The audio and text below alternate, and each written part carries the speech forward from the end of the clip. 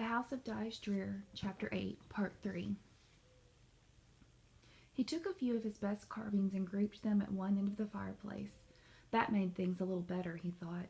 The view from the bed to the mantel of the fireplace was less balanced. Then Thomas opened his suitcase at the foot of the bed and got into his pajamas. He threw his clothes over the back of the chair. That made the room look almost messy. He smiled, relaxing a little. After that, he lay down on his bed and stared up into the light. The ceiling of the room was painted the dullest gray Thomas had ever seen. The color of it was worse than the carpet, which was dimmer still. The walls were papered in a pale blue flower pattern with loops of brownish leaves. Automatically, Thomas let his mind redo the walls and ceiling in bright earth colors. Window frames and baseboards were trimmed a dark mahogany. The floor where the carpet ended was the same mahogany.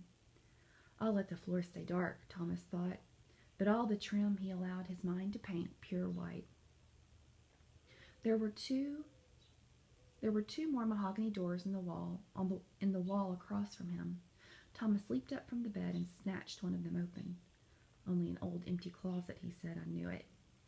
It was not a large closet. It had a few hangers spaced about 2 inches apart along one wood pole.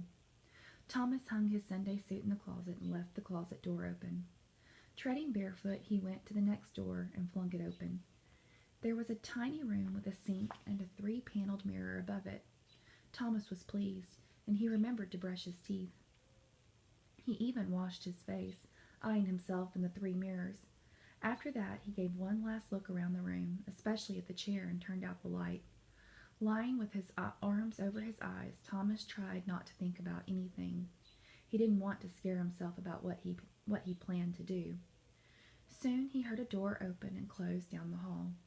Then the voices of his mother and father. He waited about an hour, and then he would take the sheets from the bed and carry them downstairs to the front parlor. He was going to sleep all night on the couch, where he could see anything coming up on the front porch and where he might hear something coming through the kitchen. Thomas was tired, but he did stay awake. When he thought an hour had passed, he did as he had planned. He made a ball of his bedding and stealthily headed down the hall. Thank goodness there was a runner on the hall and stairs. His mother had helpfully left the dim hall light on.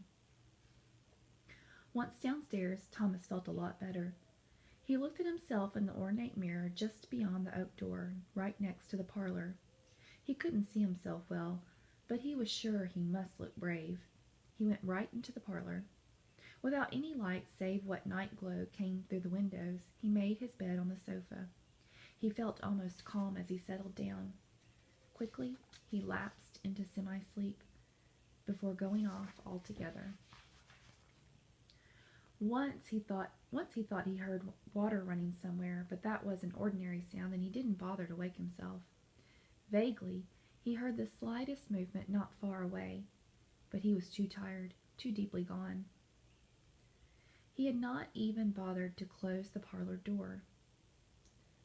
Thomas was asleep when suddenly the upstairs hall light went off. A while after that, there was again the sound of running water. Then, the hall mirror near the oak door swung silently open, and through it all, Thomas slept. Soundlessly, the mirror closed. Whatever stood there in front of it gave back no reflection in the totally dark house. The thing was not the same as night. It was darkness detached from the black of the entranceway. It was solid, but it could move, and it did not hesitate.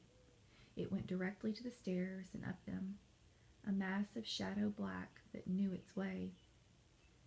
At the top of the stairs, it paused as though listening. All remained silent. The thing, as it stopped before each closed door, was once more a part of the black house. It pressed itself against each door jamb on the right side, but did not try to enter any room. Near the twins' room, where the yellow light still glowed, it became more visible. Now it was massive, bold, not vapor, not blackness. It was not ghostly at all. It was a thing become man-like. It moved across the twins' to the twins' room, skirting the light where it placed something dimly metallic in the door frame. It crossed back to Thomas's room, doing the same. It did not move. It listened a long while. Then it crossed over to Mr. and Mrs. Smallroom, where it again placed something in the door frame. After that it went down the hall and down the stairs. Whatever it was did not bother looking at Thomas asleep in the parlor. Perhaps it didn't know he was there. It vanished behind the mirror the way it had come. All was still once more. The night passed as dawn came creeping into the house through the parlor windows.